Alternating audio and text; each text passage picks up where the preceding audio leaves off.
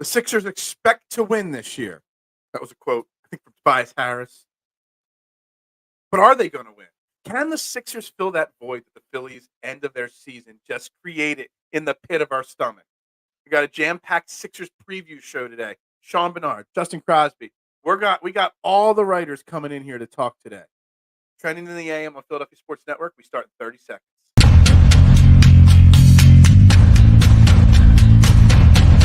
Fourth and goal.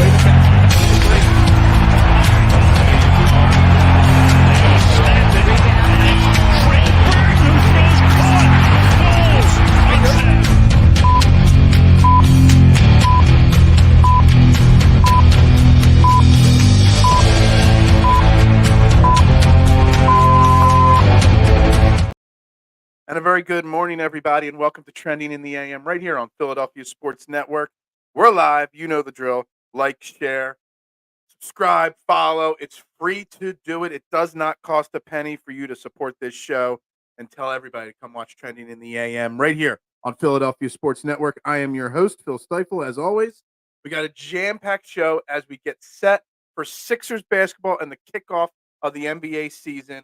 I got lots of special guests lined up today, and we're going to get right at it, 8 a.m. It's always a good value on the morning show, TMC. Always. We got the value. I actually went 30 seconds earlier than early just for the value for you. We got jam-packed. So we're going to bring in our first guest of the day on the I Have No Sponsor hotline. It is my main man, Sean Barnard. He's been on the show plenty of times. Lead Sixers insider for Fox the Gambler, Sixers writer for Philadelphia Sports Network. Good morning, Sean, and you got a really great. You're calling into the show right from the stadium, right? Yeah, oh yeah, completely. But yeah, thank you for having me on, Phil. I am excited. I had my day of mourning yesterday after the Phillies. That today is the day of, I guess, rejoicing in the start of a new era. It is Sixers season, and I'm ready to see how these Sixers can top the heartbreak this season. Yeah, so I had one way to go into that, and now you kind of just threw me up there. It's like we need the Sixers to fill the heartbreak of the Phillies, but all the Sixers ever do is create more heartbreak. So it's kind of like we're kind of in a tough spot here, of using heartbreak to fill heartbreak. Yeah, it's been far from a perfect track record for sure. There's no doubt about that at this point. But I am excited about this team. I have kind of turned a page more than I've expected to. It took me a little longer than usual this offseason, but I'm absolutely ready to go at this point, and I can't wait to see how they look on the floor tonight. Yeah, I'm super excited. We got I'm excited to see. Like, there's a lot of things we could talk about. James Harden, Joel Embiid, all the rumors swirling around. But I'm really the most thing that I've got excitement about is the fact that it's just a fresh voice. And I've been over the Doc Rivers thing since before Doc Rivers was fired. I was on board firing Doc Rivers years ago. And then I'm watching a little bit of that Boston Knicks game last night. I'm hearing Doc Rivers' voice on the telecast, and I'm just sitting there thinking, I'm like, I can't wait to start the show tomorrow. Just being like, I'm so glad Doc Rivers is not here, and we have a fresh voice in the locker room coaching these players up. Is the Nick Nurse part of this equation, the offseason, part of the reason why your excitement level is starting to ramp up a little bit? Yeah, absolutely. I would consider that the primary reason why that I believe Nick Nurse is more impactful than any personnel change that these Sixers could have made. I'm surprised how much I'm back based on preseason, how much I'm lured back, but everything looks different, and stylistically the way they're playing, that the ball is moving more defensively. They have more advanced sets from what they're doing last year. It looks like they're playing modern basketball in a way that they just purely haven't over the past 3 years. And I do genuinely believe that that's going to maximize these players in the way that they have it. That as much as there are the legitimate playoff gripes for a lot of these players, Joel Embiid carries the heaviest burden when it comes to that you need to help the guys, that you need to put your players in the best position to succeed at the biggest moments. I feel much more confident that Nick Nurse is going to be a guy that does that. And the simple stuff like the back cuts, the off-ball movement, the fluid way that the ball is popping on offense looks awesome in preseason. And I do believe that in the regular season, we're going to see it fully unleashed in a way that we haven't yet. Yeah, I mean, the one thing that always stuck out with me with Doc Rivers from day one in Philadelphia was he was a lot like, I guess, Jonathan Gannon with the Eagles or Rob Thompson with the Phillies. Very stubborn. Hey, I know better than you. This is the way I'm doing it. I'm going to do it. And Doc Rivers was always like that. And that's the thing. Like, I'm hoping Nick Nurse, he's got his philosophies. He's changing things up. But he's also, you said, a more modern approach towards basketball.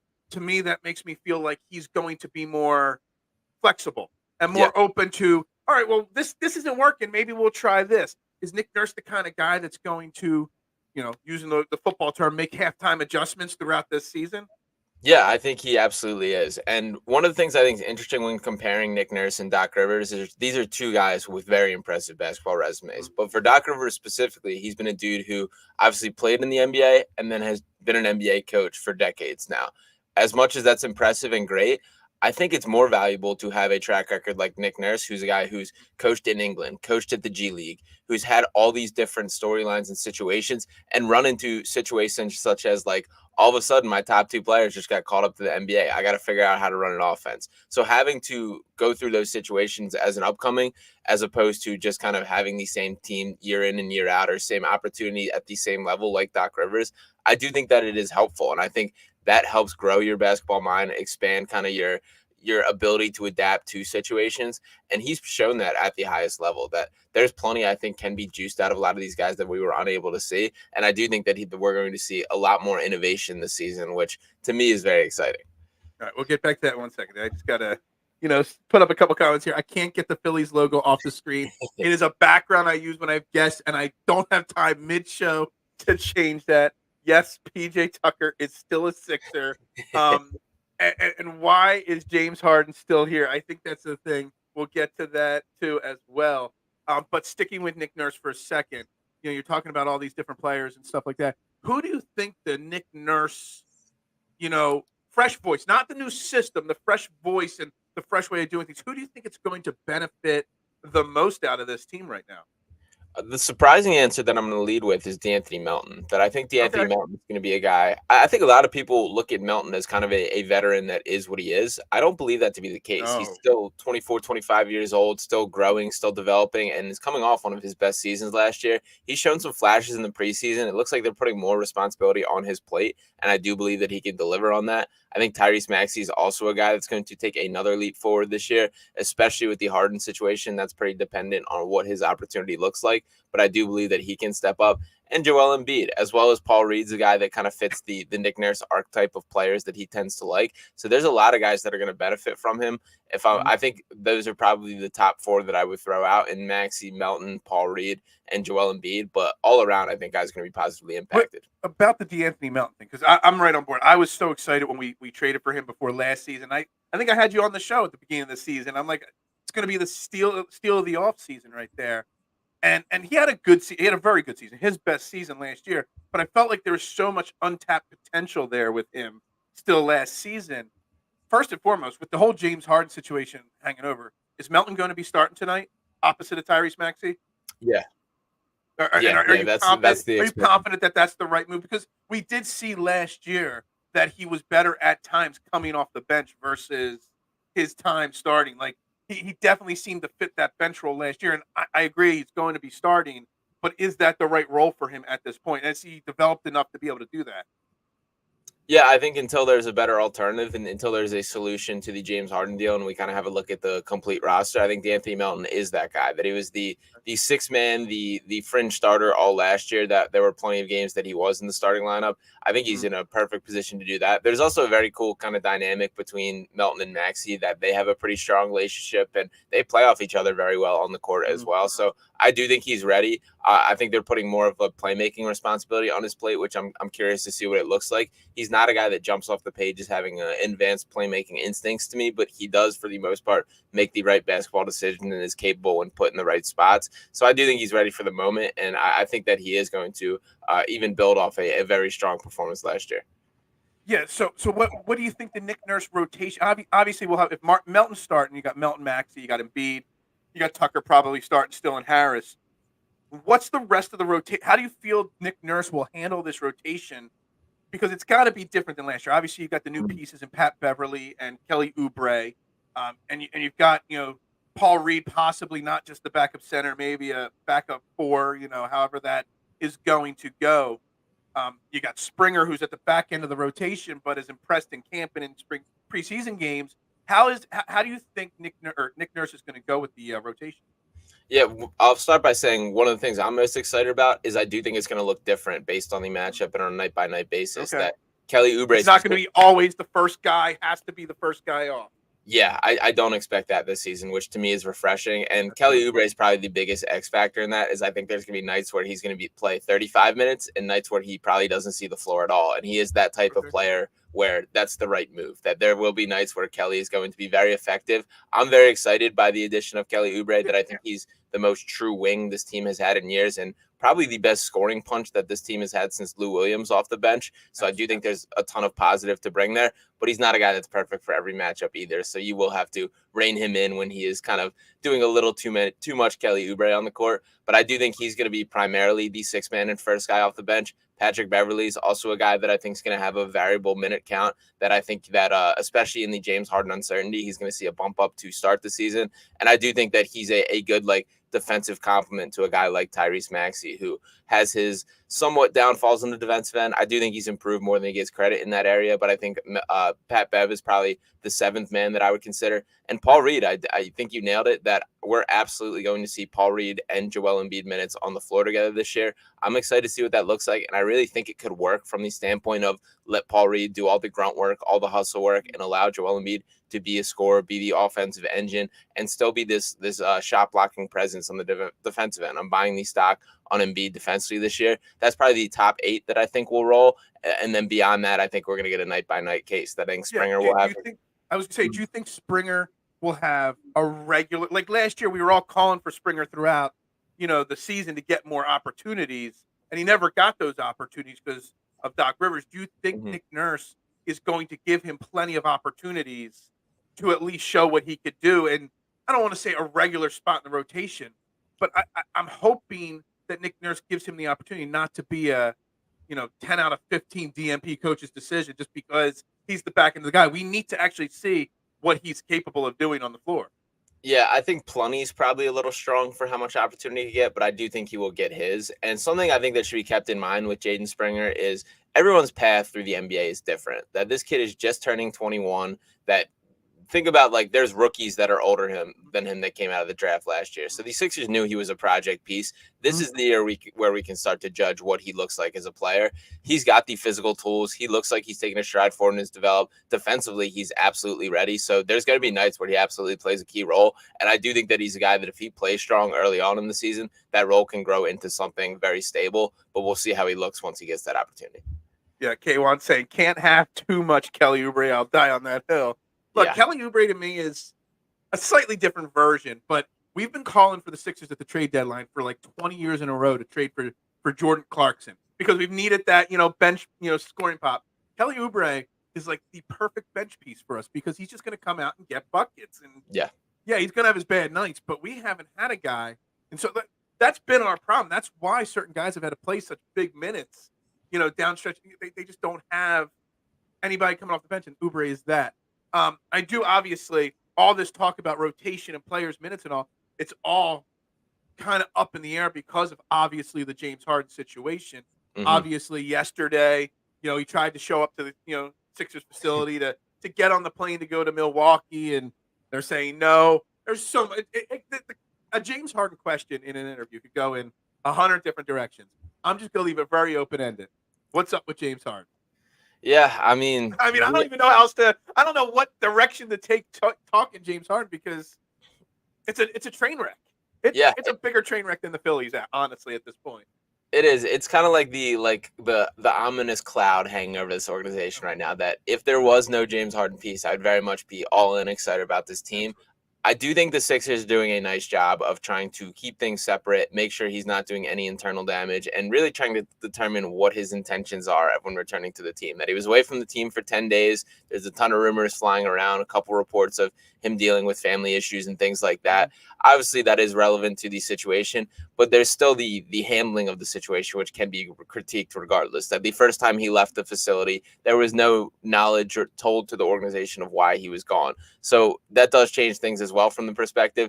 I think the Sixers are trying to figure out, are your intentions to come here to play hard to improve your value and thus improve your chance to get traded? Or are you going to do the same thing we've seen you do in 2 other spots where you don't try on the court or you're causing a stink. And that's what these Sixers don't want to happen. And also, as we talk about the beginning of the Nick Nurse era, how he handles this sets the tone in a major way for how players are allowed to get away with things, stuff like that. Mm-hmm. The bottom line is, I think, is buckle up. We're not getting over this anytime soon. That Daryl Morey has his price point, and until somebody reaches that we're going to continue sitting things out. And without James Harden, I still think this team is good enough to be a third seed in the East. So I think they're going to be pretty content with. And that's a funny thing. With James Harden, I think they're still a top 3 team in the East. Without James Harden, they're still a top 3 team in the East. Yeah. But I'm concerned of having with James Harden just not on the floor and the distraction. Look, he's at practice sometimes. He's not at practice other times. Nick Nurse is trying to teach these guys his new system, then throw James Harden back into practice. Now the system changes to what this is. The distraction to me is what's causing my lack, like not those second round exits every year. The lack of the solution to this problem, the distraction, is why I have some distaste in my mouth at the start of this season. Like I either want it over with or I want them committed. Like I don't want this gray area that we're floating in. And I think with a veteran / young team, because you got a little bit of both here, trying to learn a new system, that could be very distracting and cause some problems. Yeah, absolutely. And especially because in offense, with and without James Harden look drastically different. That you have to figure that out, what you're trying to build as a team, what the sets you're trying to get into, how things flow. So it would be nice to have a straightforward answer. I think the bottom line is he's out, that he doesn't want it. And I honestly would have zero issue if the Sixers just say, look, stay at home. We're going to continue trying to find a trade, but like we're not rushing the process here, and it's going to wait for the proper trade to pop up. I'm okay with that mindset if the Sixers want to take that. But I think for now, like we're just kind of buckled up and seeing how these next couple of days. Now, for now, he's remaining in Philadelphia, training with the Blue Coats and the two-way guys to continue his ramp-up process while the team begins the season. So we'll see what happens once this road trip ends and if he fully rejoins the team. He's working. I know they sent him to work out. They're sending him to the Blue Coats facility. Like that's got to be pretty cool for the Blue Coats players, honestly. I mean, have James Harden working out there. I didn't know that he was working out with them. That's got to be pretty cool for them. Yeah, and another little slap in the face moment to Harden, I think it should be as well. Yeah. But it is a cool opportunity for them for sure. Yeah, it'd be like one of the top ESPN guys that cover basketball. Just we're gonna write for Philadelphia Sports Network, and they're kind of hanging out with us for a little bit, something like that. Stephen A. Smith, all of a sudden, part of trending in the AM with me. It'd be kind of like, it's kind of cool, just for a week till he gets his stuff under control. Do you think that Daryl Morey's asking price is the smart thing to do? Like I get the values there, like he should be worth that, but it is the distraction. Do you think Daryl Morey's playing too hard of hardball on where his line is with James Harden? So the line it looks like he's drawn is he wants 3 first-round picks for James Harden. And the reason that Terrence Mann seems like such a sticking point is Morey already has a deal on the table with another team where he can directly flip Mann for a first-round pick. So he wants to get the 2 first-round picks from the Clippers and then immediately flip Terrence Mann for that 3rd first-round pick. I think it should be a slap in the face to Harden that Terrence Mann is the sticking point for the Clippers, that if they want you that bad, they're not willing to give up a guy who at best is like a 7th or 8th man on a good team. So I think that should be kind of the point. I like Terrence Mann. I don't mean to be the anti-Terrence Mann guy, but he's just not that fantastic of a basketball player. He's fine. He's good. But I don't think Morey's asking something unreasonable.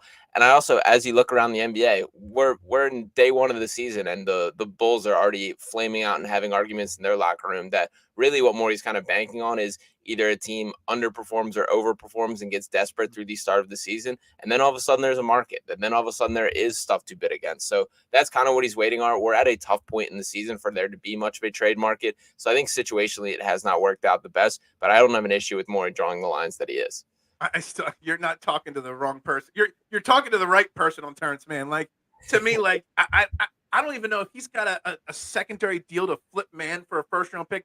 I don't get that either. Like, since when was Terrence Mann become this superstar player on all sides of the equation here? Like, It's shocking. And there are people out there, when I put tweets out there, comments out there like that, people coming at me being like, Terrence Mann is this really good player. I'm like, since when?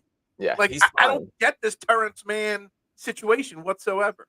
Yeah, it doesn't make sense to me either. And I mean, he's fine. Like, I do like Terrence Mann as a basketball player, but he's just many levels below James Harden in the conversation of how impactful you are to playing. So yeah, it doesn't make sense to me at all.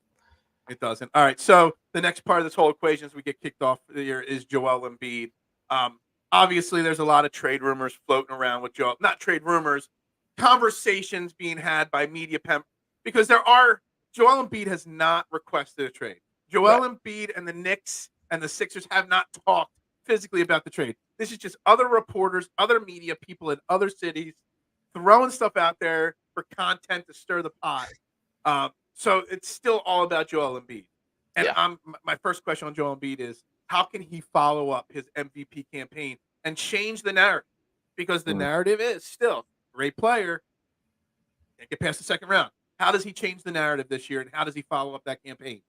Well, I think he's going to look different in his style of play, and much of that attributed to the Nick Nurse addition over Doc Rivers. That I expect his scoring numbers to drop this year. I think his assist numbers are going to grow. There's going to be much more off-ball movement. I think he's going to be much more involved in the dribble handoff games. I've seen a lot of that in preseason. The him and Maxey two-man game.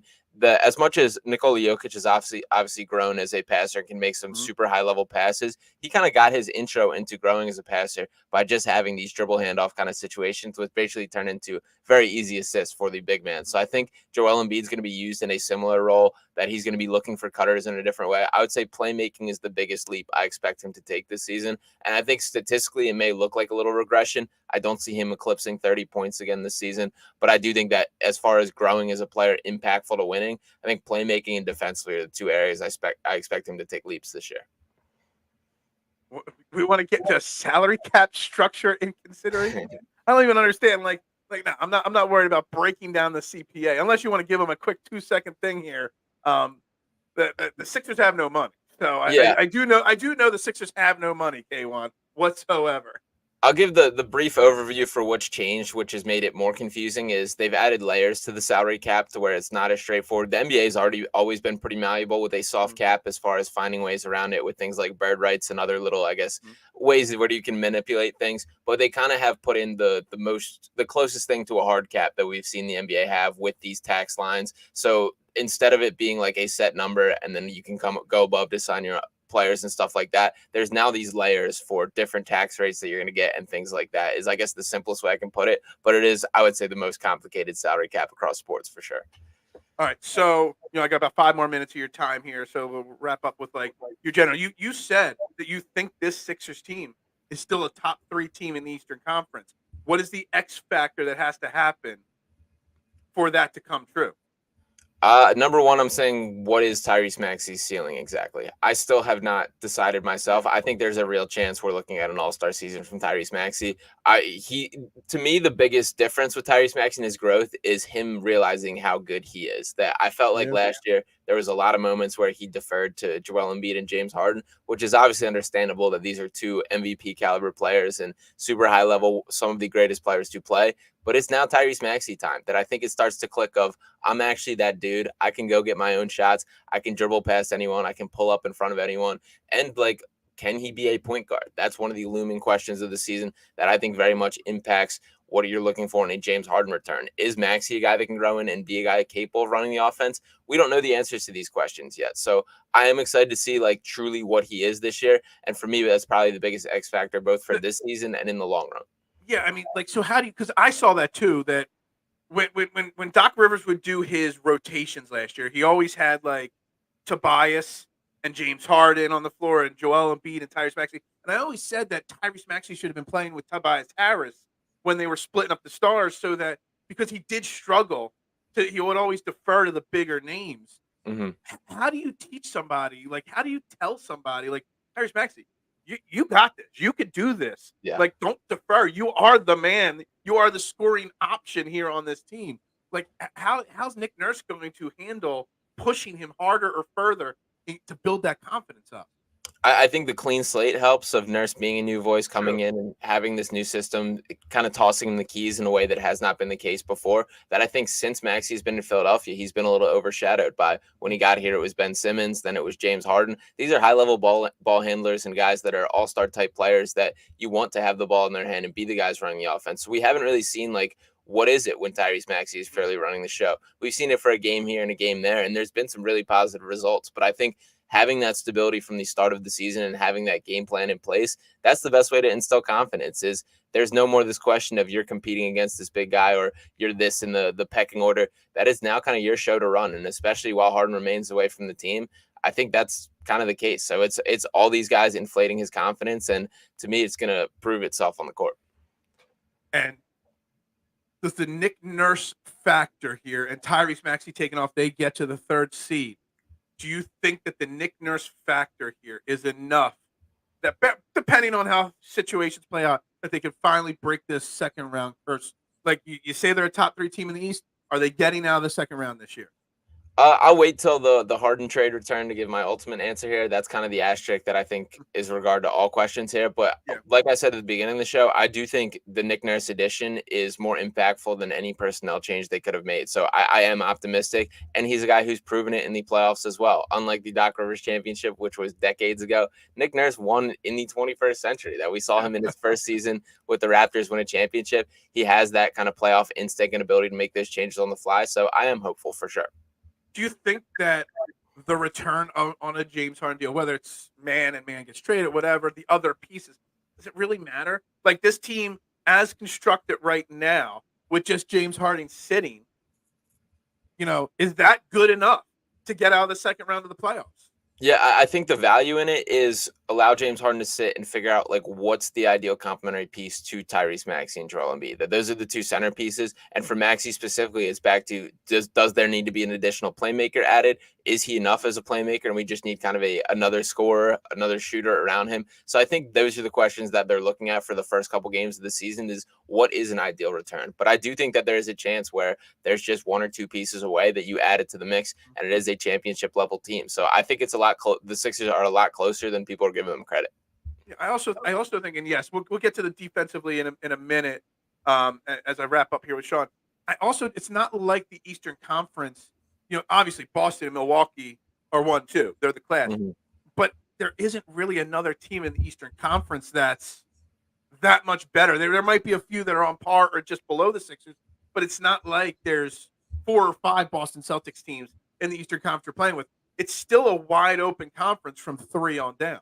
Yeah, absolutely. I think the Cavs are going to be good this year. They're a team that intrigues me. The Knicks are a sneaky competitive team that have a lot of talent and no significant weaknesses. The Nets also intrigue me. So there are talented teams in the East, but there's absolutely a huge drop-off beyond that Milwaukee Bucks and Boston Celtics line. And I think the Sixers are the first team to come closest to reaching to it. Yeah, absolutely. All right, so we got Sean Barnard. Fox Gambler in Philly there. You're doing a lot of great work. You're on the radio like pretty much like 40 times a day now up there at 102.5. Feels like it, yeah. It's good. It's good stuff, man. I always have you guys on my laptop at the pizza shop and stuff like that. Always listening in the afternoon to what you guys are doing. You guys are doing great work there. Obviously, you're still right. You just dropped a piece, actually, I think it was today or last night on Philly Sports Network. Anything else you got going on? You got anything else you got going on to promote there? Did we just lose Sean? All right, well, check Sean on everywhere that he goes, everywhere he's working. I don't know what's going on there. I think we slightly lost him there. You there? Yeah, cut out a little bit on my own. Yep, I'm here now. Sorry, cut out a little bit. But yeah, drop the piece of anything else you got that's going on to promote there? That's pretty much it right now. That I will be starting a show through Fox Sports The Gambler called Picks and Roll with Sean Brace, so specifically with Sixers and NBA content there. So starting to get that out regularly on the radio airwaves, and that'll be dropping starting this week or the beginning of next week. So excited about that. But yeah, follow along on Philly Sports Network. Follow me on Twitter at Sean_Bernard1, and I'll be buckled up and ready to go for this whole Sixers season for sure. Oh, you know me. I will be bothering you once every so often to come back on the show. Thank you very much, Sean, for your time this morning. Yeah, absolutely. Thanks for having me, Phil, and go Sixers tonight. Go Sixers. All right, that was Sean Barnard right here. Let's reset real quick. If you're watching the show, make sure you hit the like button, the subscribe button, the follow button. Likes are free to do. And we're going to continue rolling on here at Trending in the AM on Philadelphia Sports Network with our next Sixers guest right here. My man, brand new minted lead Sixers writer on Philadelphia Sports Network. My man, Justin Crosby. Welcome. This is your first time coming up on the morning show here. Good morning, and thank you. This is my first time. I'm excited. Thank you for having me. I'm glad. And it's like perfect timing because like right before I went to bed, I saw the the announcement that you're a lead Sixers writer now, and here you are on the show the next day. I love it. Thank you, man. Thank you. It's been some hard work, but I'm ready to keep it going. All right, so let's continue. We spent the first 30 minutes talking with Sean there about a lot of these Sixers things as we get set for this Sixers season. We I want to continue on with the Nick Nurse part of it because there was a question here in the comments right before we wrapped up with Sean. It was, will the Sixers? We spent a lot of time talking about the offense with Sean under Nick Nurse and how it's going to look in the rotations. What do you think about defensively with Nick Nurse? What kind of differences will we see from the Doc Rivers era defensively with this team? So I think number one, I think they'll be much better defensively. Mhm. Not to say they were a bad defensive team before. Any team with Joel Embiid is a top 10 defense in the NBA, right? So when you add the creativity that Nick Nurse is going to bring, I think that's going to totally change the game. You've seen our matchups with Nick Nurse, matchups with Doc Rivers previously, where he'll just have, one guy, guarding one thing, you have one defense, and Doc here and there throwing the 2-3 zone to match it up. But I think we'll see more creativity from Nick Nurse. He has a history of that. He put out the box and one in the finals against Steph Curry, where his team was like, yo, what is this? What are we doing? We haven't played box and one since high school. How are we going to do this against Steph Curry in the NBA finals? So I think because he has that creativity that want to try different things to be creative to win games, I think we're going to see a lot of things. I think we're going to see more ball pressure than we've ever seen as far as 94 feet. You'll see guys like Tyrese Maxey, DeAnthony Melton, and Patrick Beverly guarding guys, all the way up the court. I feel like as far as shot blocking, he wants Joel to take more chances at blocking shots. So I think we'll see more of that funneling into the paint. Paul Reed as well. He's not a shot blocker per se, but he is athletic enough to, defend the rim. And then I think you'll see, trapping. I think you'll see a random trap in the beginning of the third quarter, and it is going to create a turnover. And I think they're just going to try to steal buckets. So I'm excited to see that part of the game and see the creativity he brings. But I do think the defense, it'll allow guys like Melton. I think he's going to allow them to kind of play the passing lanes to get those steals. Something that I saw. I'm a huge DeAnthony Melton fan. It's something I saw last year when I was excited when he came here from Memphis because I was a huge fan of him in Memphis, and I didn't see as much of that from Melton as I expected.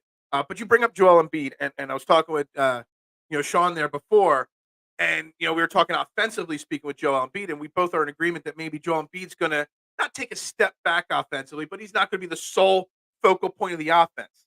And you're talking defense, and I kind of feel like him not being the sole focal point of the offense might give him a little bit more time to really show what he's capable of defensively. And I've always said I think Joel Embiid has the capability of being a defensive player of the year candidate. Maybe not winner, but candidate right up there. Do you think we see maybe that step forward from Joel Embiid defensively this year if he's not going to be the sole focal point of the offense? Yep. And the one category I look at, and I know is technically not defense, but it is defense, is rebounding. Last year, Joel was not a good rebounder, and it's because he spent a lot of his energy on offense. So he depended on other guys to get those rebounds. The Sixers were I don't know, maybe 25th in rebounding as a team. They gave up a lot of offensive rebounds. I think now him being able to have that energy, specifically not spending it all on offense all the time, I think that we'll see better rebounding numbers from Joel. And then, because I think he just hit 10 rebounds, and that's like gracious. There are a lot of nights where Joel has 7 rebounds, and it's just come on, bro. It shouldn't be that hard for a 7'2" guy to grab 12 or 14 rebounds. It should. Yeah, but I just think that was effort. I think it was effort, and he spent a lot of his effort on offense. And I think that was an understood thing between him and the coaching staff. But now things are going to change. I think Joel's definitely going to be rebounding more, and I definitely think he's going to be blocking shots more. I think, honestly, we've all seen it when Joel turns it on. He'll just turn it on for a quarter, and he just changing shots, blocking shots. Mm-hmm. He'll get a shot that you wouldn't even think. I think back to the moment he turned it on against the Memphis Grizzlies when they were down 10. and he blocked that shot from John Morant when like John Morant was like super sky in the air, and I'm like, he can turn it on. So if he can be that guy, and I'm not seeing him if he Joel's not gonna play 82 games, but if he Right. plays 68 games and Joel can be that defensive presence for 45 of those games, it'll be totally different for this team. Absolutely agree with you. And no, K1, that's a green screen behind him. That is not a real piano behind him.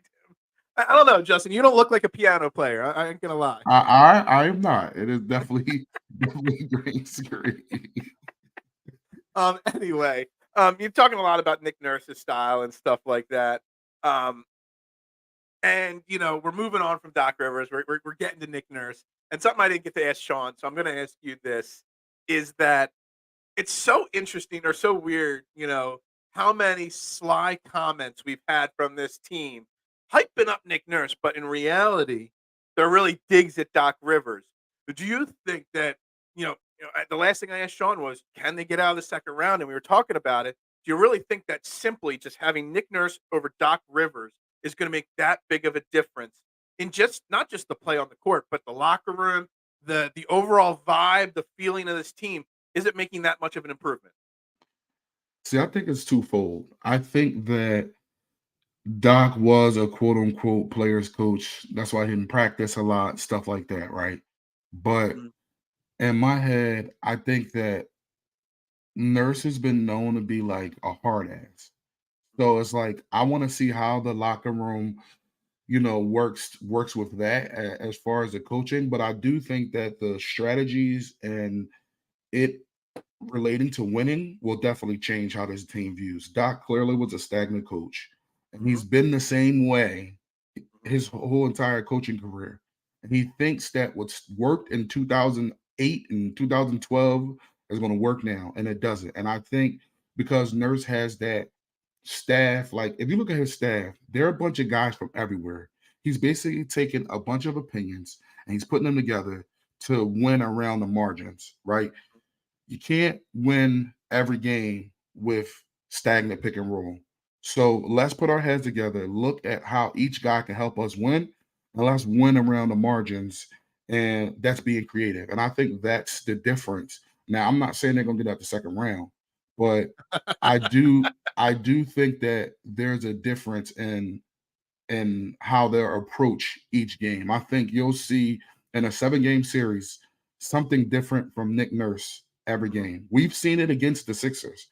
Sometimes he's going to send one guy at Joel. Sometimes he sends 5 guys at Joel. Right. It just depends on the thing. Sometimes he'll do heavy ball pressure. Sometimes he'll double on the catch. Sometimes he'll double on the dribble. Like Mhm. it just gets the other guys thinking. And I think that that's the big difference. What we're going to see is the winning around the margins. I think they will definitely win games that they Mhm. didn't win last year throughout the regular season for creativity.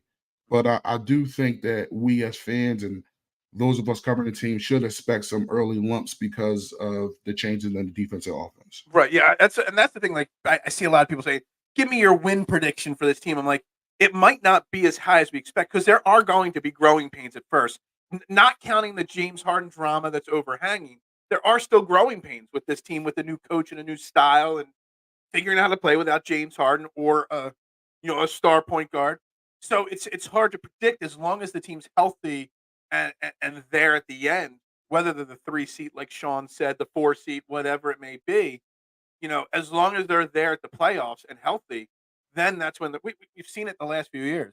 The regular season, I'm not trying to say it's meaningless, but you could get hot in the playoffs as long as you're a well coached team and make a difference in the playoffs then.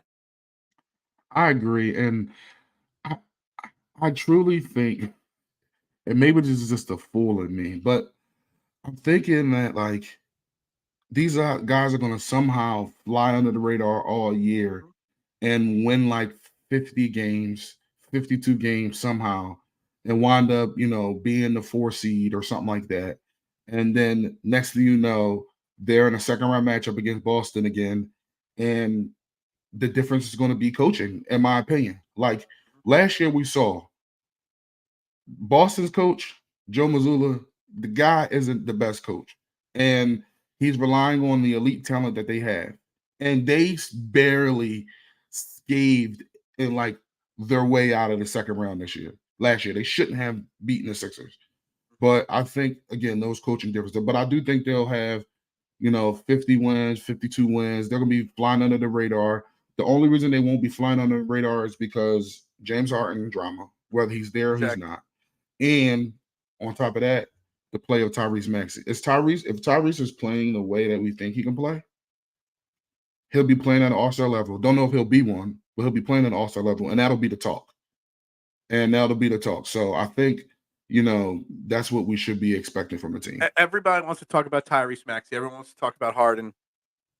And there's some really great comments here. And Philip, I'll address this more later, but I agree with you. The chemistry, I don't know if the chemistry of the team would be thrown off, but there will be a distraction there. We could dive into that later. I think this is a hilariously interesting comment from Mista. Doc Rivers pick and roll did get Embiid his MVP trophy and scoring titles. It's so true. But if you believe what they say, the trophies mean nothing. They just want the ring. So I want to talk. You mentioned the word fly under. You mentioned the phrase "fly under the radar" this year, right? And I think there's a player on this team that's flying under the radar because of the Harden situation is going to have a huge role in this team, and no one's talking about. Everybody loves to hate on this guy, and I love him. He's one of my favorite players on the team. And that's Tobias Harris. Yeah, I'm a huge Tobias Harris fan. I think he does a lot more than people realize, chemistry-wise, leadership-wise. Yep. He put his scoring aside for Harden, Embiid, and Maxey last year. He's coming up on last year's deal, so he's going to want to get another payday, so he's going to ball out. What do you think the difference we're going to see? Obviously, he's going to have more shots available to him this year. Is Tobias Harris capable of being that third scoring option? And I think Tobias Harris, personally, and I would love to know your thoughts, can get back to over 20 points a game this year for the Sixers because of the James Harden situation. If James is not playing, absolutely. Like, I'll tell you this. Tobias Harris, what kills Tobias Harris is the contract. If Tobias Harris did not sign, if he signed for 120 instead of 180, what he would be providing for this team would be looked at totally different. But hold on, can I say something on that? Yeah. Because when he signed, we're what, year 5 of this contract now? It's not like it's what, like I think he's making $38 million. Now the max deals are $55, $60 million. Yeah. $38 million is not that much for a player anymore. So it looked bad early on, but it's not that bad now, is it? I don't think so. And I think that Tobias Harris we saw 2 years ago wasn't Tobias Harris that we expected. The Tobias Harris that it was 2 years ago, or the year that the year after the pandemic, where Tobias Harris played with lights out. He was averaging like 21, like 9 rebounds. Super efficient, and he was, if you think about it, he was the second leader scorer. It was Embiid, then it was Tobias, and then it was Ben Simmons as far as points per game. And I think that Tobias Harris can get back to that 20 point per game scorer, 20 point per game scorer. He has to, especially if Harden's not playing. And I think that a lot of it was Doc saying, hey, you need to take sacrifices for the team. We need guys in the corner, and we need quick trigger shooters. But now the difference is, I think he's going to be more comfortable. I've even watching the preseason where I've seen a lot more Tobias Harris pick and roll action than we've seen in the last 2 years, right? So for me, that's something he was comfortable with prior, right? Even when Ben was here and they were the number 1 seed and everything like that, you seen Tobias Harris get the ball in the mid post. You seen Tobias Harris get the pick and roll action. And Tobias Harris is not a bad pick and roll player. He's not. And the reason he's not a bad pick and roll player because 1, he can get to the rim and he can actually hit free throws. And 2, Tobias Harris's mid-range game is deadly. And the pick and roll, having that mid-range game is definitely a good asset to have. So I expect him to. People don't realize, and he's not the Clippers Tobias anymore. Obviously, Mark, I get that, but he still can score. The thing is, he's also sacrificed his scoring to become a pretty damn good defensive player. Yeah. So we always talk about Joel Embiid's defense struggles because he spends so much effort on offense. Tobias Harris is out there guarding Jason Tatum. He's out there guarding Giannis. He's out there guarding the number 1 scoring, wingman on every team every single night. Let's give him some credit for actually turning himself into a solid defender. And I remember the one game he like guarding Darius Garland. Yeah. For like the 4th quarter. And I'm like, he's actually keeping up with him. I'm like, Yeah. I've never seen Tobias move his feet this fast ever. He He has come definitely leaps needs. and bounds as a Yes, he defensive is. player, and I think that's like I know Harden's been on the trade block, and there's going to be rumors about Harden till it gets traded. There's going to be rumors about Tobias Harris till the end of the season. There's going to be rumors nonstop about these guys. There'll be Joel Embiid rumors all season long, depend through the ups and downs. I didn't want to lose Tobias because he does so much more than people realize on this team on a regular basis. I agree. I think that it was all about fit, right? If you were going to play the style with James Harden, you know, pick and roll. And again, we're going to see pick and roll with Maxey this year, but more ball domination. I think they needed a guy who was more suited for that role of being in the quarter and shooting, or just a quick trigger shooter. Not even a power forward specifically, like everybody talked about, like Buddy Hield and stuff like that. Like you would Right. need those type of players. But if Harden's not going to be here, Tobias needs to go back to the way he played previously. If they're going to allow him to do that, I think that's good. And I do think that the rumors were true during the summer. I think Tobias was fed up. And I do think that his dad and him wanted to get out of there. And I think that with everything happening, they see the writing on the wall and they see the opportunity that if Tobias plays well without James Harden, or even do this drama, I think it'll make him much more valuable. One, if the Sixers aren't having the best season, they could pivot during the trade deadline, and he'll be definitely a great asset to have. He's expiring contract. He will be something, somebody who can go help a contender. Like you can see that type of thing. Or Tobias is playing for that extension.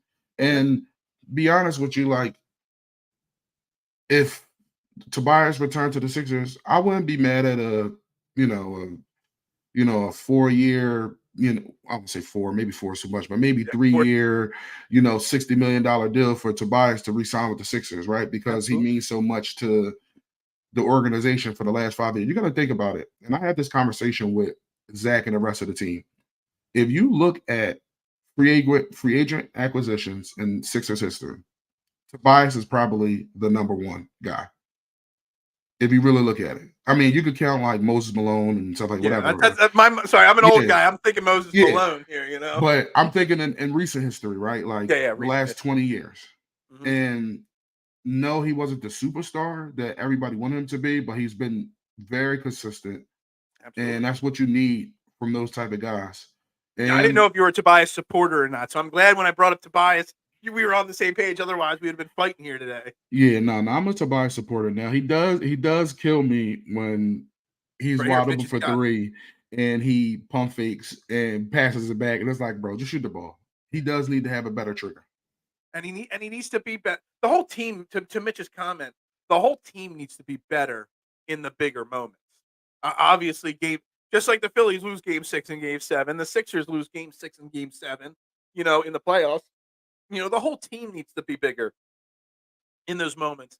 And this, I want to get back to the James Harden because K1 again brings up what we're all thinking on a regular basis. It's Harden. How do you practice when Harden's there? Sometimes, not there other times. You're trying to devise a plan and a game plan, but you got to know that maybe at random moments James Harden might show up. How do you think Nick Nurse is handling so far the distraction of sometimes James, sometimes not? I think he's handling it as best as you can, right? Like you don't want to alienate the guy by saying certain things in the media, right? So I think he's been going about it the right way. He keeps talking about Nurse is like, oh, he has 6 starters. And it's like, all right, clearly that's including Harden, right? Because you don't want to alienate the guy, but it's like, I think he's been doing the best thing he could do as a coach. I think the team has been handling it well. I think that unfortunately been through something similar, so they can draw back on that, unfortunately, but I think Nurse is handling it well. And now that I think about it, like Nurse's introductory press conference, I feel like they knew that Harden wasn't coming back then. Because the big focus of the question was, he was like, yeah, if Harden was to come back, I would love for him to come back, blah, blah. I'm just like, when I look back at the verbiage and the tone and the body language, I'm just like, yeah, he kind of probably figured this was going to happen. Do you think James Harden suits up once for the Sixers this year? Or I'm going to do it too. Does he suit up? should he suit up with everything hanging? Because I think there's two different answers there that could be acceptable. Should he suit up? My answer, reluctantly, yes, and I'm gonna tell you why. Okay. And this is a take where some people may not agree with, but he needs to suit up because at the end of the day, right, like all the shenanigans, he's a great player, right? Clearly, one of the best Absolutely. players ever. Absolutely. The shenanigans he's pulling is going to have him out the league very soon. Mhm. And it's going to get to the point where they're going to force him out the league for a couple years like they did Carmelo. Where Carmelo wasn't going, like didn't want to come off the bench and, wanted this and that. It's just like, James, if you look around the league, where do you fit at? Mhm. Where do you fit? And if you continue to become a headache when something doesn't go specifically your way or whatever the case may be, or it's not working out for you the best, you just want to get traded, you're doing this, you're doing that, like who's going to want that? Mhm. And if you look around the league, like the Clippers, okay, like of course the Lakers are always trying to win, so they would make a deal, Yeah. but where else does he fit besides on the Sixers, right? Right. Unless you send him to Chicago or Charlotte, like just to send him there, right? These guys like, all right, we got expiring contract. He'll, whatever. Like, Yeah. we want to just bring some fans in the stands. Like, but where does he fit? Even after this year, where does he go? Who has the money to pay him? So Who's willing to pay him the money that he's going to want? That's exactly. part of it as well. But yeah, exactly, Duck. I mean, why would he? I mean, and that was why there's two answers. You let him dress because he's James Harden. He's the one of the greatest players of all time. But also, if you really legitly are trying to trade him, you don't want him getting hurt because then you're just stuck with him. So it really does go both ways here on what you do with him. Nick Nurse said we're moving on with or without Harden, but it's always going to be kind of looming till it's done. Do you Yeah. think the deal gets done anytime soon, or do you think this is going to be something that lingers on through November, December, maybe right up to the trade deadline? I think realistically, I think a deal can get done in November. And it actually depends on the pressure is on who starts worse. And to me, if the Clippers start bad, I think the real pressure. I think, and within the Sixers organization, there's understanding that there's going to be some growing pains with a new coach and new strategy, a new system, new offense, everything. They'll have much more patience than the Clippers will. But if the Clippers don't start out well and going into the end of November, like Thanksgiving, there will be pressure for them. You have to think about it. This team signed Kawhi Leonard and Paul George in 2019, and they have underachieved. They haven't been healthy. Like they're quote unquote always the on paper favorite and barely make it out the first round every year. And yeah, it's because of your stars and your seating and whatever the case may be, but like they've been super underwhelming. You buy a new stadium, you expect all these fans to go to a new stadium. Nobody really cares about the Clippers. Like if we really want to talk about it, nobody really cares about the Clippers. So you buy this new stadium. So then now you have Kawhi and Paul George on expiring contracts, haven't signed extensions. Like it's just like a lot of uncertainty. So like, how do you get fans more involved? How do you get your stars feeling like we can invest a couple more years? You go out and get somebody else that's going to help us out, knowing that we're going to have a couple games we're not going to play. We need a consistent scoring option. We can't just rely on Russell Westbrook and Bones Highland and whatever the case may be. So I do think that the pressure's on that. Yes. Oh yes. Turns Right. Man, who's the 5 greatest basketball players of all time, Yeah. based off of trade value right now. So I think the pressure's really on the Clippers. Like Right. they have a lot more to lose in this situation. Mhm. And then if I'm Paul George and Kawhi Leonard, I'm sitting there and I'm looking like at Terrence Mann to my right, I'm like, he's cool, That but or James Harden. Yeah. like, what are we doing? Yeah. And are we trying to win? And I think Duck's comment here, Harden's value is at highest because he actually did play pretty well. We remember the bad taste of game 6 and game 7, but throughout the season, he was still an all-star level player. I mean, for a 34-year-old guy still putting up the numbers he did, he's still a damn good basketball player. Agreed. He should have been an all-star. And He should apparently have been an all-star. That might have been the downfall of the whole situation. that's what ticked him off. That started the downfall. I only have you here for another minute or two, Justin. Yeah. So you don't have to give me an official prediction or anything like that. But notwithstanding, your general to close out your portion of the show here, how you're feeling. Are they going to get back to the second round? Are they going to be a 3 seed? Are they going to where's your expectations that you think they're going to be this year? I think my expectation is the 4 seed, Okay. and by 4 seed, But I'm if you not say saying that, you got to tell me who the 3 seed's going to be then. probably Cleveland. Okay, you think you're high enough on Cleveland to beat us. Okay, got it. Yeah, and I think that to me, I don't think Cleveland's the better team. I do not, but I think that they will, just like last year, jump early into the year. And the Mhm. Sixers have some growing pains. But I do think that the difference between the 3 seed and 4 seed is not going to be 5 games. I think it's going to be one win or one loss in the loss column. So I think that's what it is. And I think they'll end up in the second round again. And I Okay. think that they'll wind up playing the Boston Celtics again. And we'll see how that story plays out. Yeah, it's so So, hard to say, who will win a series in the playoffs now. You know what I yeah, mean? You can say where they're going to seed. You could guess a win-loss record, but once you get to the playoffs, anything can happen. yeah. And I do think that, again, a lot of these teams, and people make it seem like I'm hating. I'm not hating. The Milwaukee Bucks have gotten better offensively with Dame, but they Yeah. have gotten significantly worse on the defensive end, on the perimeter. And then you're telling me that you're going to roll out Dame Lillard, who's one of the worst defensive guards in the league, and Malik Beasley, who is a corpse out there, as your starting backcourt. Like you can't tell me that's something that doesn't worry you as a coach, like as their head coach. That's number one. So that's why I'm like, okay. And then Boston is really good, of course, defensively, offensively.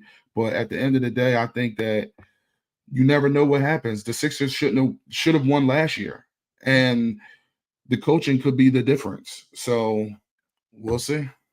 Hey, you got some fans in the comments section. This guy Crosby really knows basketball. Bring him in on more often. You know you are always welcome, Justin. Any Yeah, morning you're awake. We go 90 minutes now instead of an hour every single morning. You're always welcome.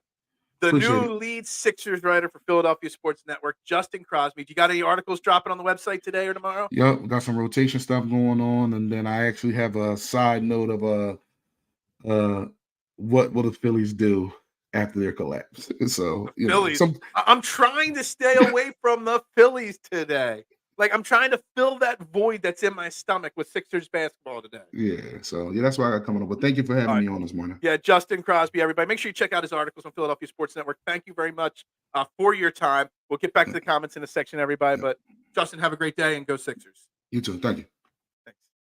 All right, that was Justin Crosby right there on the I Have No Sponsor hotline. We got lots of comments to catch up on here, and I'm going to go through each and every one of them. But make sure you hit the like button, the follow button, the subscribe button. We're live every morning here, 8:30 in the morning with your opinions today. Mixed it up with a few guests, but for the final 30, 35 minutes, we will talk all your comments, your thoughts on this Sixers team. I don't know if I'm going to go all the way back for every comment, but the ones I haven't read yet. Daryl Morey could have got 2 draft picks and Halbert for Ben Simmons. Now Morey could barely get 1 draft pick and Terrence Mann for Harden. He's not getting Terrence Mann for some reason because Terrence Mann is this untouchable asset now. Mr. Comment on Mitch's thing is about contracts or championships because Harden doesn't care about winning either. He just wants his money. Yeah, I don't know if Harden has that winning mentality. And this is a good one. Sixers fans are sick of Harden. He goes out and shoots his first air ball at home and listen to the boobers. Absolutely. And this is one of the many reasons why hard it's hard to let him play. And I want to get into that in a second here. Um, from Corey. And Corey, thanks for checking in today. The West is top heavy. Clippers will come calling later in the season. It's just hard to be patient if you're the Sixers. It's hard to be patient if you're a Sixers fan as well. And it really is. And look, the West is top heavy, and the Clippers have to kind of go all in because they got Paul George and Kawhi Leonard. But even if you add James Harden to those two mid-season, is it really going to push you above the Suns or the other top teams in the West? The Nuggets, obviously. I don't think it puts them in the top tier, even with Harden.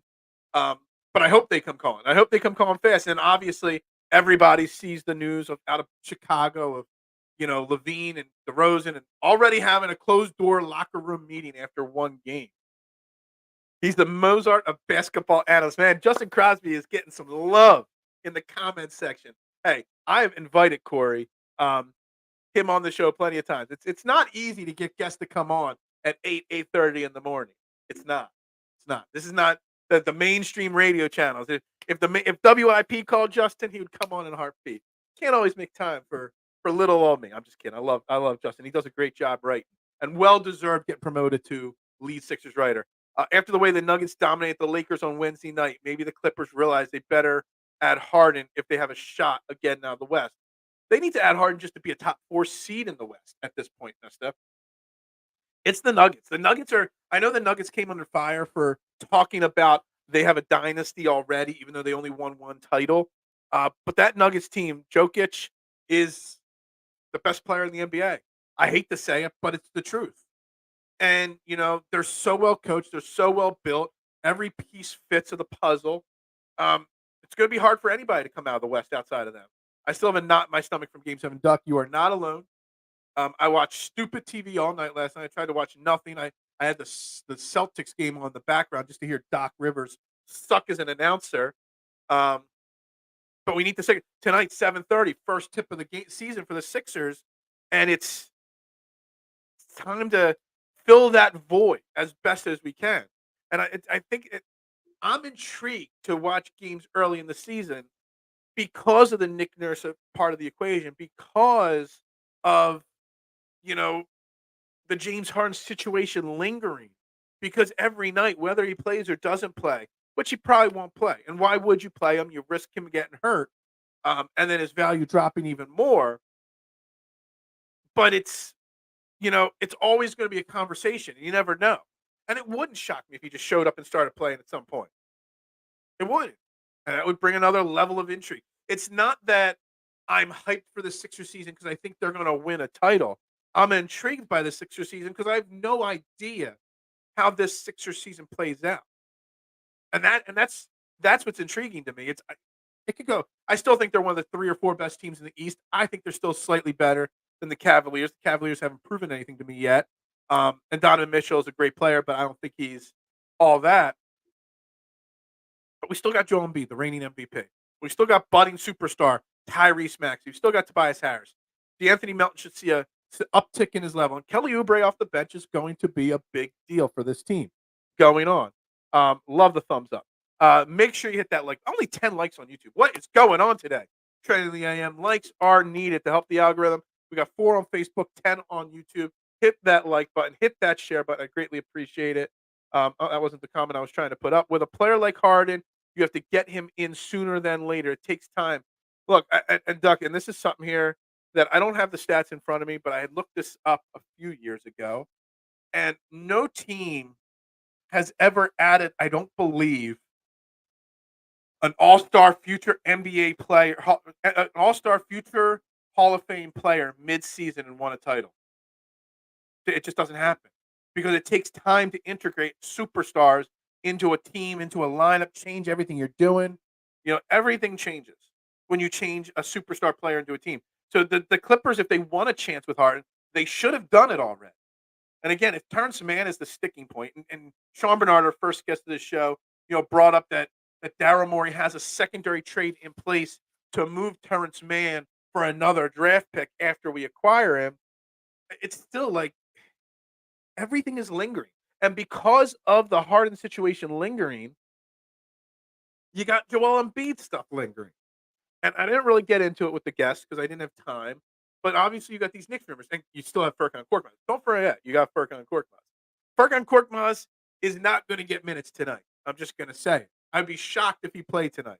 Something bad would have had to happen for Furkan Korkmaz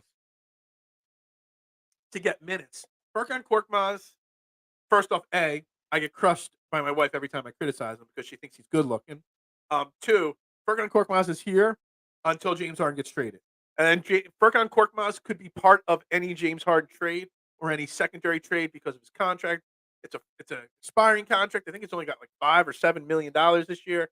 Korkmaz is a contract sweetening pot offer in a trade.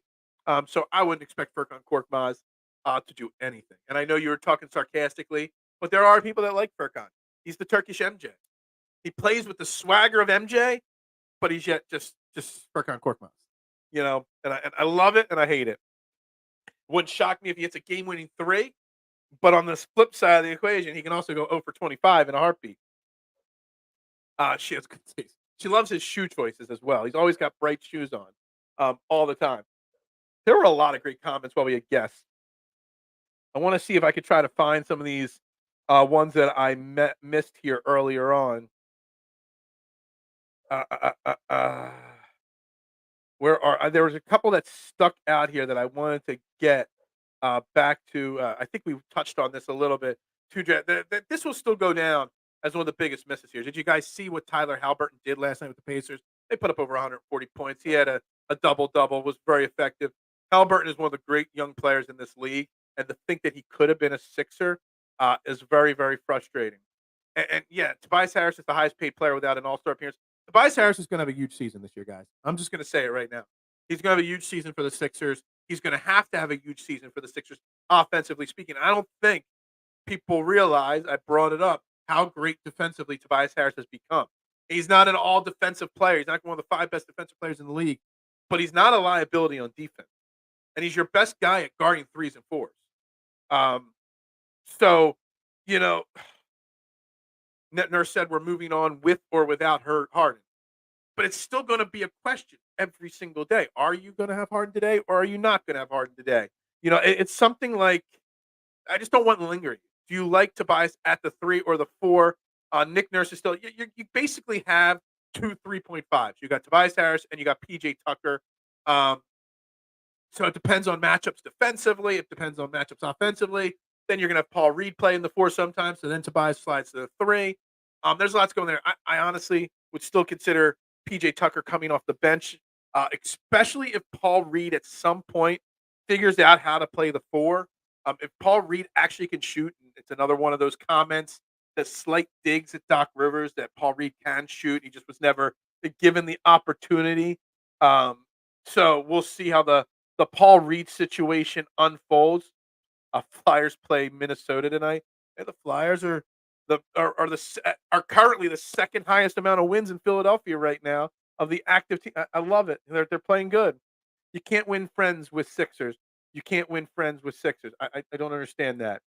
I'm just happy to get past baseball. I am.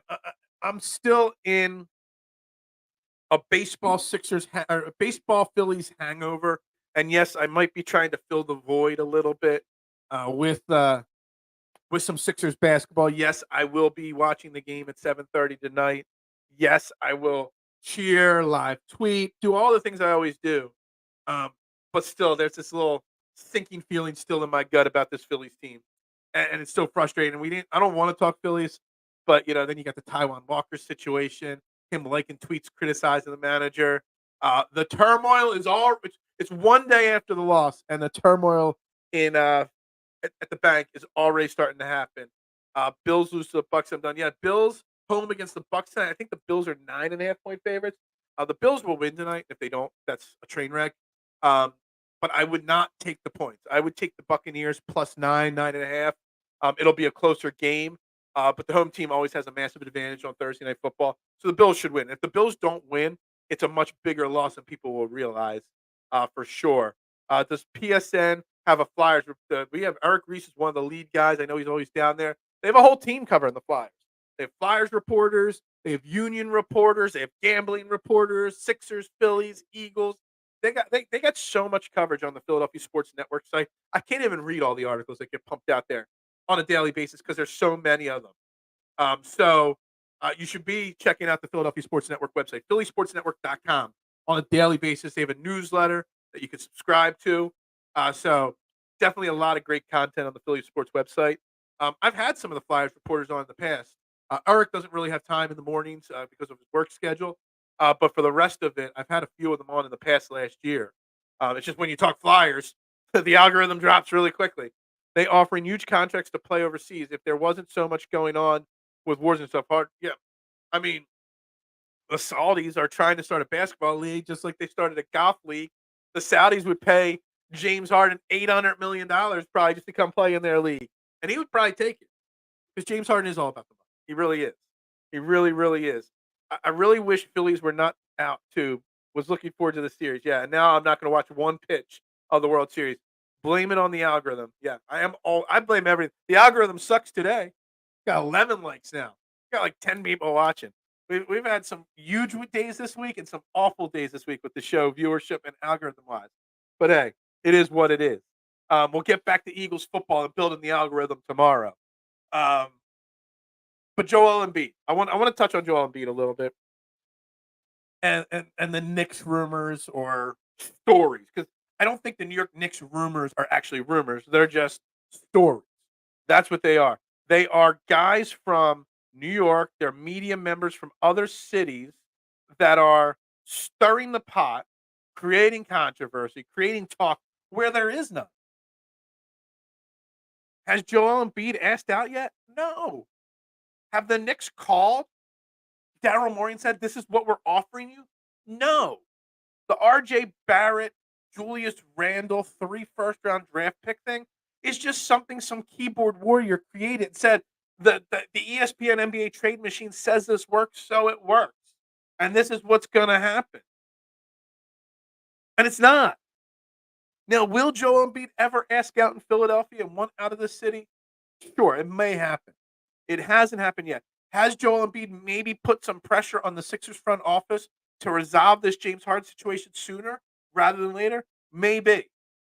But there is no scenario. First and foremost, whatever this Joel Embiid Knicks rumor came from, whoever started it, we've all seen it. First and foremost, that trade package doesn't even come close to being enough to trade a player like Joel Embiid. It's not even close. If Paul George got 5 first-round picks, Joel Embiid's going to take more than 3 in some average players. 2, you're not going to trade Joel Embiid to the New York Knicks inside your, not just your conference, your division. Not that divisions really matter in basketball anymore. And C, you're not going to. It's just not going to happen. So it's A and B, and C is just me saying it's just not going to happen. And I think it's pathetic that people are running with this story like it's going to happen any minute now, because it's not. It's too soon for NBA. It is, and NBA is a long season, and it's tough because it's like baseball's a long season, but it's every day. Basketball, it's 2 days, 3 days a week, and it's tough. Hockey is more entertaining than baseball. Going to a hockey game is one of the greatest things. And I don't talk much Flyers, Mister, on this show, but I would say probably at this point I've been to as many Flyers games as Phillies games, and I've been to more Flyers games and Sixers and Eagles games combined in my life. I'm a big hockey fan. I love the sport of hockey. It just doesn't sell. It's not worth talking about. Um, Hockey is greater than the NBA, greater than I don't know about that. Maybe an entertainment value, sure, without a doubt. Get out of here, K1, with this dumb comment. Now you're just straight trolling at this point. Jalen Carter. Hold on, I have it. Hold on. He is the number 1 grade at defensive tackle in all of football, not rookies, all of football. He is the number 1 pass win rate of defensive tackles in all of football.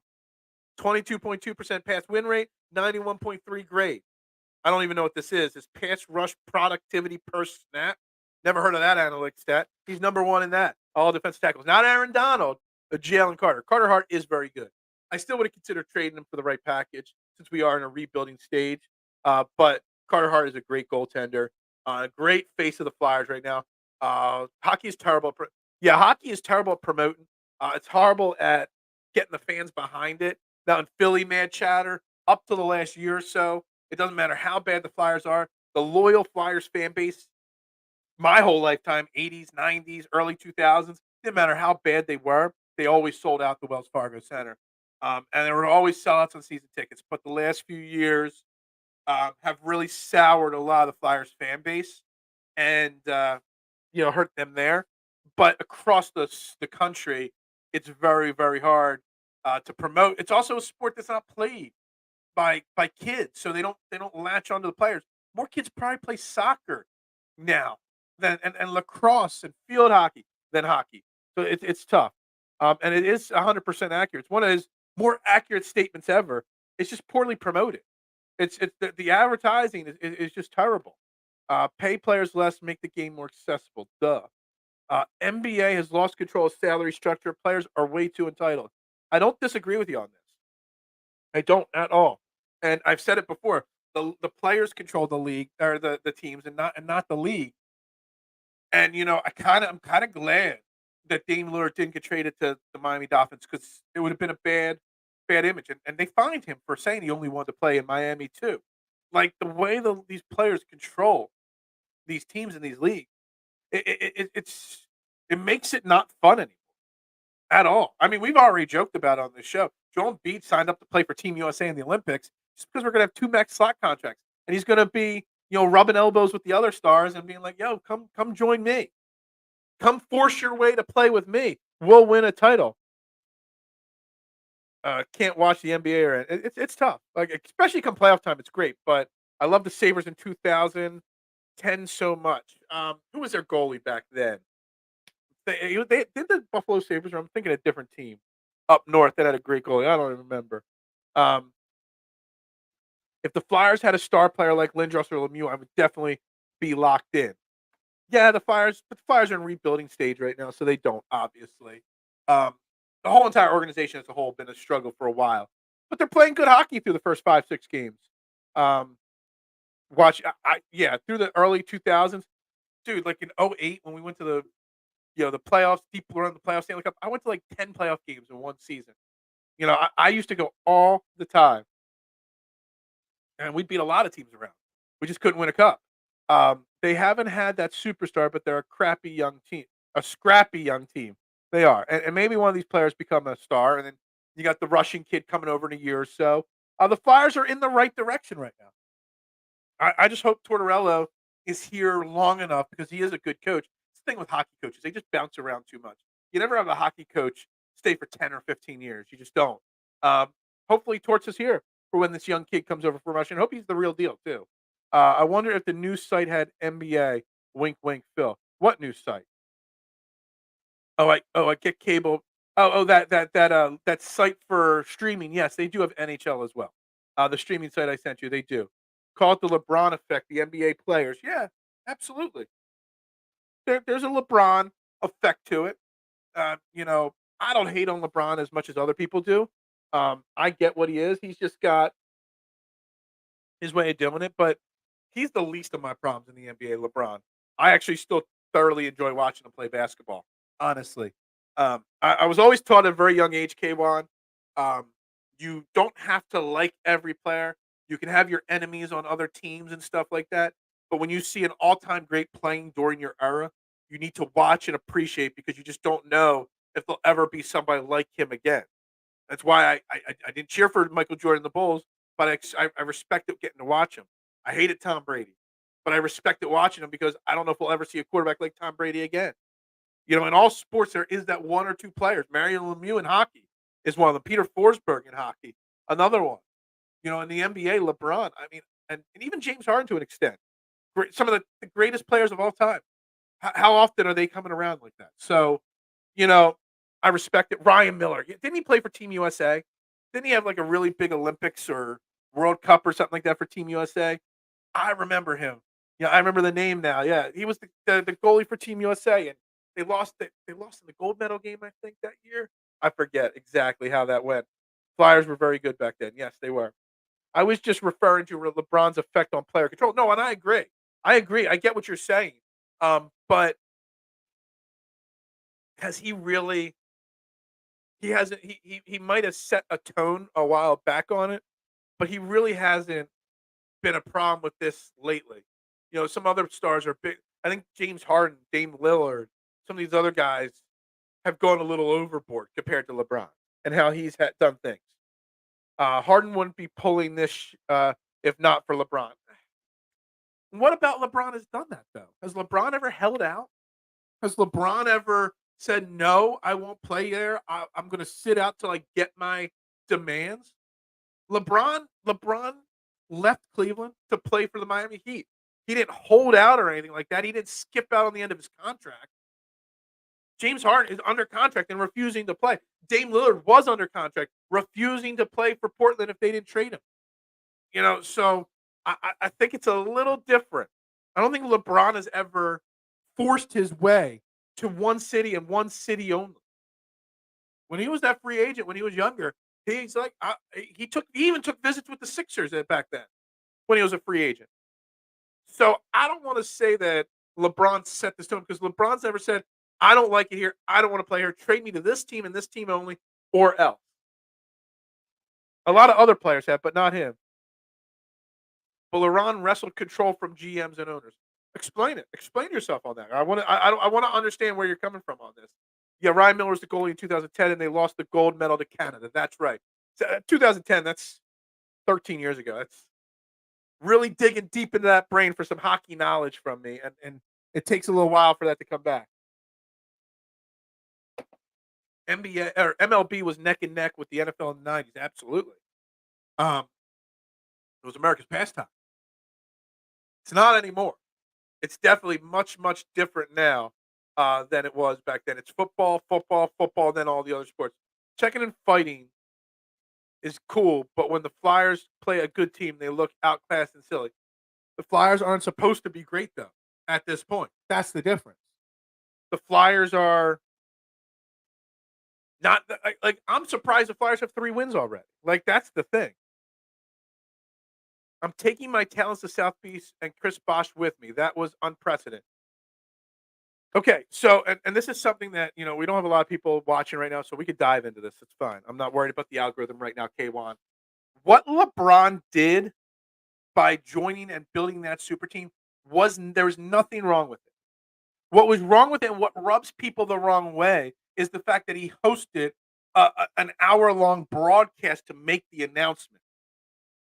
And honestly, deep down inside, he raised a lot of money for the Boys and Girls Club of Cleveland doing it.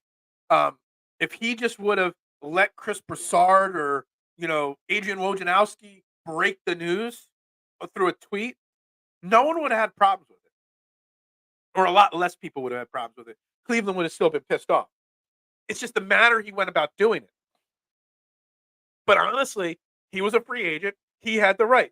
Chris Bosh was a free agent. He had a right. They had the rights to go. They talked about they wanted to go to Miami, and they did. I don't have a problem as much as other people do with LeBron forming that super team in Miami. I don't.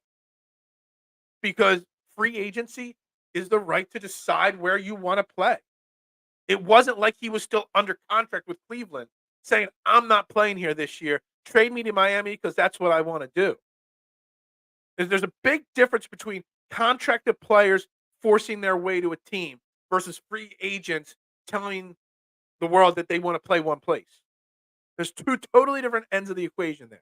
That's my opinion. That's how I feel about it. There are 2 different issues. Not talking about the broadcast. He made a power move on the NBA, and other players followed suit. Harden is the product.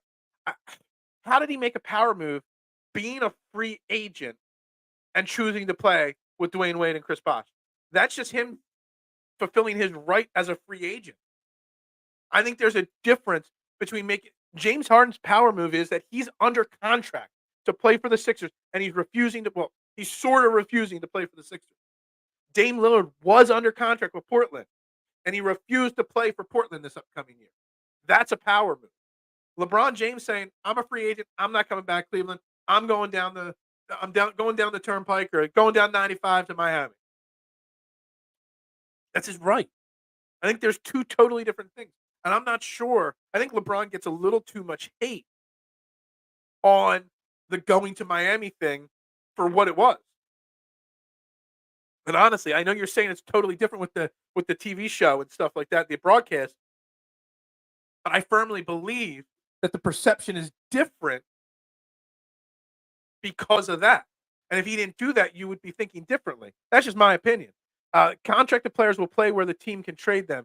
This is the type of diva move that make a basketball a crap show. I'm not willing to waste time watching. The contracted players will play where the team can trade them, or they won't. We see it all the time that players get what they want. They demand it, and they get what they want because teams are afraid if they trade for a player that says they only want to go to a different team, they won't play. And we're seeing it every year, more and more. Players sitting out, holding out. And it's unfortunate that that's the way the NBA's gotten to. And it is. It's hard to watch the NBA the way it's built. Not saying he didn't have the right to do it, I'm saying he set the standard of entitlement. See, I get what you're saying. I get the difference between what you're saying and I'm saying. But I don't think it's entitlement that he wanted to play in Miami. And Chris Bosh, you want to play with us too. We always see players campaigning to have free agents come play for them with them. And, super teams are not something new. Miami was not the first super team. Let's be honest. They're the first mass marketed, super team. Just like the process was mass marketed here in Philly, the super team in Miami was the first mass marketed one. I don't think it's entitlement doing what you want when you're free to do what you want. It would have been totally different if he was still under contract and that situation played out like that, but it wasn't. And that's why I just disagree on the entitlement part. That it was an entitlement thing that he went and did that. They pay players way too much, NHL, NBA, and NBA at expense of fans, and as a consequence, the league continue to lose popularity. Look, I don't know how the NBA fixes their problem. I don't know. The problem is the NBA's attitude is leaking into other sports. You're starting to see a little of that in the NFL. Yeah, thankfully the NFL needs so many parts to be successful, and also it's different in the NFL with non-guaranteed contracts, with the salary cap being kind of fake in the NFL. So there's some differences there, but I get what you're saying. It is leaking. You're kind of seeing it with the Phillies. The Phillies and the big money being spent in baseball, it's leaking into. Bryce Harper wants his friend JT Realmuto. He wants his friend Trey Turner. Let's just spend all this money to bring these stars here and let's build a super team for the Phillies. $300 million payroll. It doesn't always work out. In baseball, there is no salary cap, just the luxury tax. So it's totally leaking into other sports. And I get that. The super team attitude is leaking into other sports for sure. NBA, a single player can make the difference. In the NFL, it's much less different. Absolutely. The NFL is probably the biggest sport where it doesn't make as much of a difference. That's why the NFL is by far the most popular sport in the U.S. Um, football's I don't know if there's any way for any sport to ever get to the level of popularity the NFL is right now. There just isn't. The NFL is it's just that damn special right now. If they pay less to players with salary cap, they can make the leagues look. The money aspect in sports in general, the contracts in sports, even the low level contracts in the NHL, yes, they've gotten out of control. But there's nothing we could do about it. As long as that big TV money, because that's what it is. These leagues make so much money on the TV contracts. They don't make the money on the ticket sales or the park. They make money on that stuff, but they make their money from TV deals, local and national.